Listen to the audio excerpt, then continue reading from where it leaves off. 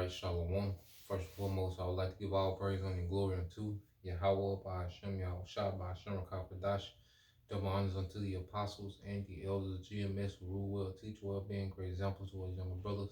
And peace and blessing, salutations to the whole elect out there pushing his word in truth and in sincerity across the four winds in the name of Yahweh by Hashem, Yahweh Shah, pushing to get up out of here. Shalom to the whole elect that believes, listeners, whom have came back to the obedience of the scriptures through faith in Yahweh Shem Al Shai. And what I want to get into this morning, that we have to pray, that the Lord doesn't take the spirit away from us, as we, mature in the ministry, we see particular things, especially brothers that's in the camp. And over the years, you see particular things, particular situations play out, and one thing that is constant, is you see the Lord take the spirit away from men, men, that you watched, all right, on camera, men that been around in camps, and you see the Lord take his spirit off those men, and the Lord will have it as if those men was never in the truth, man. It's a scary thing, and that should create fear, in us as we see that the Lord can remove his spirit, okay, and you through, if the Lord takes his spirit from us, we're done. The spirit of understanding, the spirit of obedience, that gift of faith, if the Lord removes that, we're done, and that's why we have to, be extremely grateful to have it, and we should show that we're grateful through our actions, man. Now, I want to start here with this a Psalm of King David, Psalm 51 and 11. All right, it says, "Cast me not away from thy presence, and take not thy Holy Spirit from me." Okay, and King David was praying this after, he did what he did with Bathsheba after he committed adultery. He was extremely sorrowful, man. And this is so Psalms 51 is him begging the Lord not to remove his spirit, and we have to be in that mindset continually, man, praying that the Lord doesn't remove his spirit, man. All right, especially in these times, man. Okay, and this is why we should be sowing to the spirit more and more, because let me read this and expound. This is Galatians chapter 6, verse 8. Okay, Galatians 6 and 8, it said, "For he that soweth to the flesh shall of the flesh reap corruption, but he that soweth to the spirit shall of the spirit reap everlasting life." And see, we gotta sow to the spirit, we gotta do the things, okay, that enhances us in the spirit. Because one thing about it, as we see men, fall out, the spirit is gone from them. It's not an overnight thing. I never personally seen it. I know I've been in only a short time, but just with the small experience, my small short time in the truth, just seeing, the pattern of men, who not in the spirit anymore, is always a build up to their moment. They go through phases where they're not sowing to the spirit, that they're only sowing to their flesh. Okay? They're not into doing lessons. They're not into reading. They're not into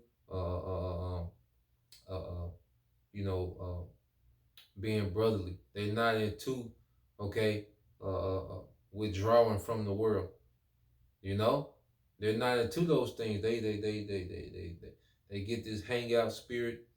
They get this party and BS spirit on them. They get this, nonchalant spirit towards the ministry. Okay? And then gradually you see the Lord just remove his spirit off those men, because they becoming, all right, a liability, and they're not an asset anymore. Okay? But we got to continue to sow to the spirit, man. We got to do spiritual things, man. Fasting, and not fasting, fasting in sincerity. Okay? Praying in sincerity. Being brotherly, man. Being truly, praying to be a good brother. doing this work, man, teaching, watching, prophesying, okay, reading, researching. Those are the things that keep us in the spirit, okay? Is when you stop doing those things, then Satan has an opportunity to plant the seeds. Whenever we're away from this ministry, whenever our mind is not on Yahweh Shema Shai, that's the opportunity for Satan to plant seeds, man. Okay? It causes us not to be in the spirit. But we in the time now where we have to be in the spirit more than ever. Okay? That's why this thing is not about clout, trying to be seen. It's about doing what we're purposed to do within our life. Because if we're part of the elect, everybody has a gift, all right, that's needed for the body. You know, and that's one of the things to help keep us in the spirit as well, is the humility, all right, humble, and just staying in our lane, man, in the spirit. Okay? This is Psalms 84:10. It said, "For a day in thy court is better than 1,000. I had rather be a doorkeeper in the house of my power than to dwell in the tents of the wickedness." Okay? So we have to be content with whatever portion that the Lord gave us and work that and maximize that, man. You know, a lot of men have also, okay, the spirit has been removed from a lot of men for trying to, seek preeminence, man, for trying to be too deep, for trying to be, trying to bring this prolific, new doctrine in. Okay, there's a men that have done that, and the spirit has left them, man. Okay, nah, man. Whatever our purpose is, every brother, even you sisters, you got your particular lot within this. Okay, as part of the hopeful elect, man. You know, hey, and you find out by trial and error in the truth, man. You find your light, and then you grow in it, man, and that keeps us in the spirit. Because now we're moving with purpose, man. We're not one that beat up the air. The scriptures say now we begin to move with a purpose, man, and purpose creates a drive, okay, and that drive keeps us what occupied, okay, in the spirit. You see, in fact, let's get that in that Galatians 6:5.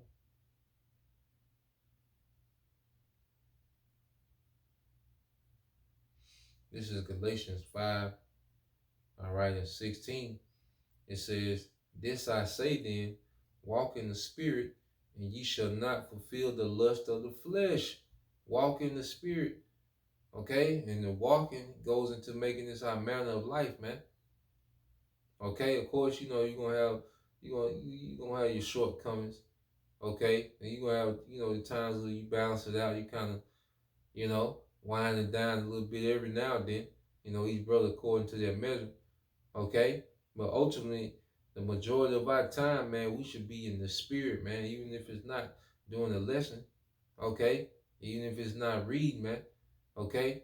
But just being in the spirit, okay, being away from madness, man, being separated from the madness that goes on, all right, in this world, man, okay?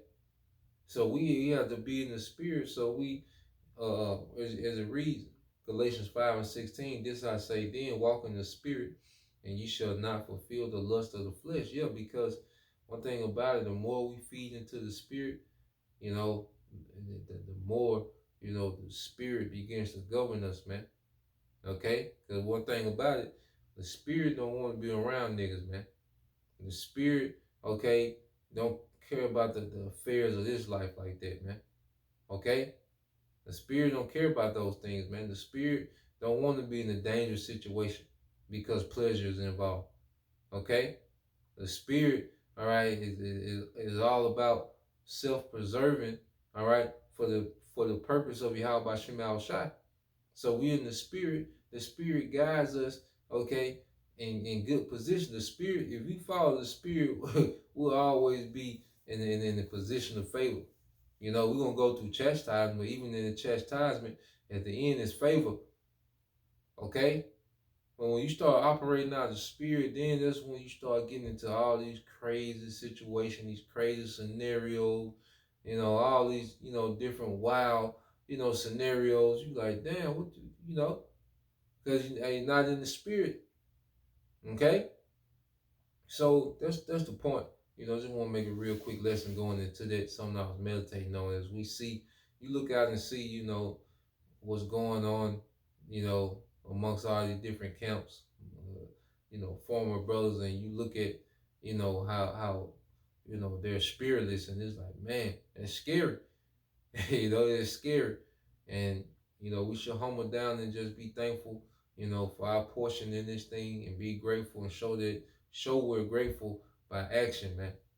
By being proactive in the spirit. So Lord will, you brothers and you sisters, edify till the next time I say shalom.